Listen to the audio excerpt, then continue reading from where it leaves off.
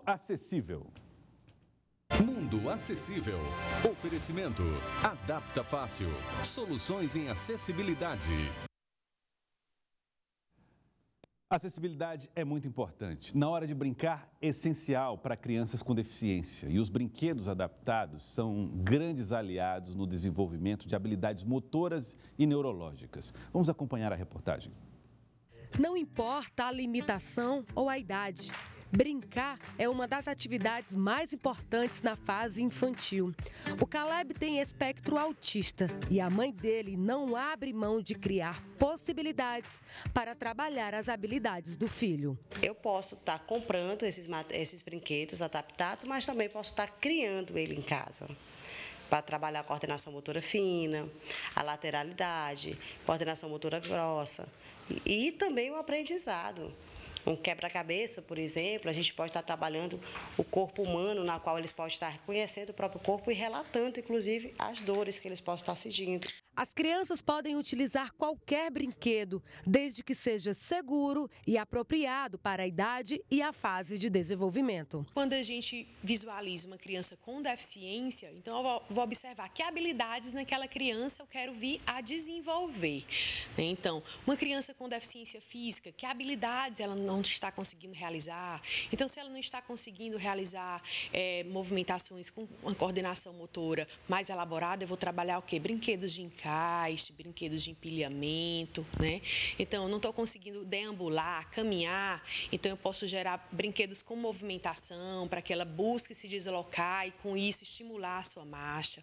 É importante ficar atento aos brinquedos adequados para os tipos de deficiência, como, por exemplo, a deficiência física, visual e auditiva. Quando a gente fala em deficiência física, a gente tem falta de habilidade de algumas funções. Então, por exemplo, o pegar, a coordenação motora, né? Então, esses brinquedos com a pegada mais grossa, pegada palmar, né? Então, eu tenho esses tipos de brinquedos, esses encaixes grandes, que é bem interessante. E esses aramados também, porque aí ele vai trabalhar e observar movimentação, cores, ritmos. A deficiência visual, a gente precisa estimular vários outros órgãos sensoriais. Então, por exemplo, dominós de texturas, que a gente vai fazer o quê? Vai se jogar com o quê? Com a percepção dessa textura de cada uma dessas bolinhas. É estimular essas crianças com brincadeiras com areias, brincadeiras sensoriais, animais que percebam a forma, né? Então, essa brincadeira, por exemplo, do mundo animal é bem interessante também. E é por meio do brinquedo adaptável que eles aprendem mais sobre o mundo, sobre suas emoções, além de adquirirem novas habilidades. O sucesso da brincadeira, a gente comemora porque a gente sabe que vai ser o sucesso na vida, no dia a dia dele, o que é muito importante para nós pais.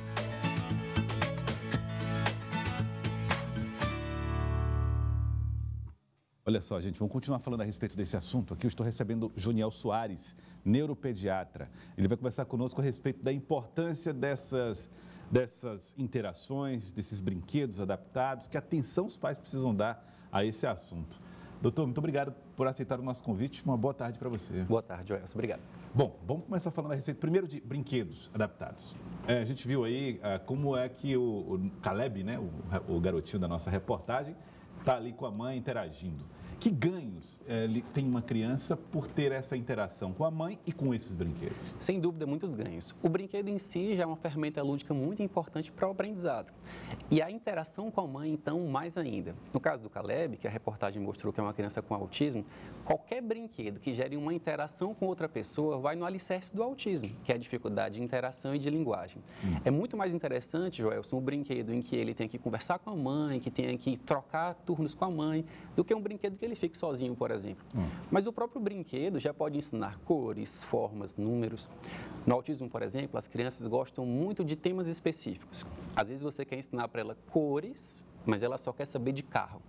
E aí uma boa dica é você ensinar as cores através dos carros. Por exemplo, esse é o carro verde, esse é o carro vermelho, esse é o carro azul.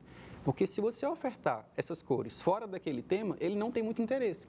Então, você acaba generalizando aquele aprendizado a partir do que a criança mais gosta. Uma estratégia. Uma estratégia. Agora, como é que eu sei que brinquedo se adequa a idade do meu filho, a idade e as eventuais necessidades que ele possui? A adequação do brinquedo não é nem tanto pela idade, é pela habilidade que a pessoa tem. Porque tem crianças de 3 anos que já sabem letras, por exemplo, e crianças de 5 anos que não sabem ainda. Então, o brinquedo ele tem que ser um desafio interessante. Ele tem que acrescentar algo à criança, mas partir de um pressuposto que ela já tem um nível um pouquinho menor do que aquele brinquedo para poder fazer o que o brinquedo oferta, o que o brinquedo desafia.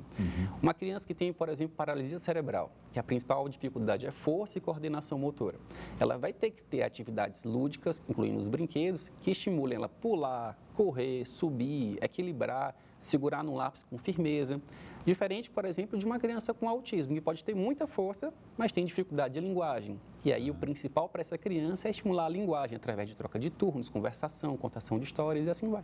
Agora, esse desafio, se ele for maior do que o que a criança é capaz, não pode ser um brinquedo que gere uma frustração? Sim, qualquer desafio que é muito maior do que a pessoa é capaz, gera desistência.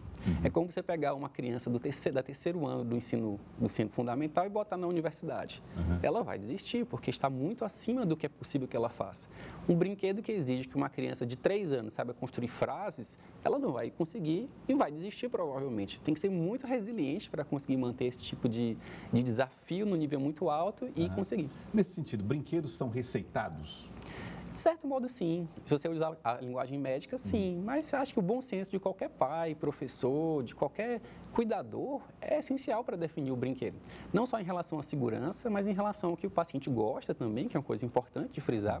E também em relação a qual é o objetivo daquela brincadeira. Qual é a habilidade que você quer estimular. Agora vamos falar um pouco sobre essa tecnologia que invadiu as casas, né, de todas as pessoas e, obviamente, trazendo muitos benefícios, mas que podem ser um problema para crianças que precisam interagir com esses brinquedos e com pessoas. As telas, quando é que elas devem ser censuradas? Olha, via de regra, a tela deve ser proibida até 2 anos. Mas isso é, vamos dizer assim, a teoria é difícil de ser cumprida. Então, a regra prática é use tela o mínimo possível com sabedoria. Exemplo, você vai fazer um churrasco, está lidando com fogo e seu filho pequeno está perto de você. É uma boa hora de você dar a tela, porque você está assegurando a integridade física dele. Mas agora, se você vai dar tela para o seu filho, para você, pai, ficar no Instagram, no Facebook, aí já não é uma boa ideia. Em termos de marco, até 2 anos a gente evita. De 2 anos a 6 anos, a regra é ofertar no máximo 30 minutos ao dia. Depois de 2 anos até 12 anos, no máximo de 1 a 2 horas. Isso tudo com supervisão e ao lado do pai, não é solto não. É conversando sobre o que está acontecendo. E depois dos 12 anos, aí já não tem esse limite tão estabelecido, porque já tem a questão da adolescência utilizar muito mesmo mídia eletrônica para outros fins que não só lúdicos. Então, a gente tenta evitar. No autismo, especialmente, é um problemão usar a tela. Porque se você dá uma criança autista que tem dificuldades de interação e de linguagem à tela, aquela tela, especialmente do celular, ela não estimula muito nem a capacidade de expressão da pessoa, da criança, e muito menos a interação com outras pessoas. Ou seja, você agrava um quadro. Isso. A tela, a criança, ela ouve muito, mas ela fala pouco. E ela aprende muitas coisas na tela, mas a maioria das atividades na tela não é de interação com o outro. Por isso que na criança com autismo, a tela é um problemão. E para as crianças normais ou para crianças que não têm autismo, para crianças que não têm outros tipos de problemas, a tela também é prejudicial? Ela é prejudicial em excesso. A gente nem pode demonizar a tela, dizer que a tela não tem um lado bom. Tem um lado bom sim, ensina muita coisa, é uma mão na roda muitas vezes para os pais. O que não pode é o excesso. Tudo que vem em excesso é ruim. Para a criança, o excesso de tela é péssimo. Mas a gente não deve dizer que não deve usar de forma alguma. Tem o momento certo e a quantidade certa. Existe um diagnóstico que está cada vez mais frequente, mais comum, que é o do TDAH. Né?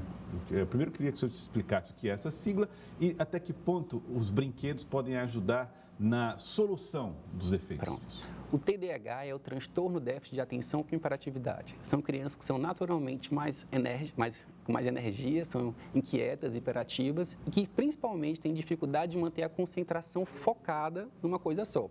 Ela está alerta a tudo ao redor, mas ao se focar numa coisa só, não consegue fazer por muito tempo. É muito mais comum em meninos do que em meninas e a gente percebe mais aos 6 anos e aos 12 anos a percepção diminui, especialmente da agitação, mas ainda fica a falta de concentração.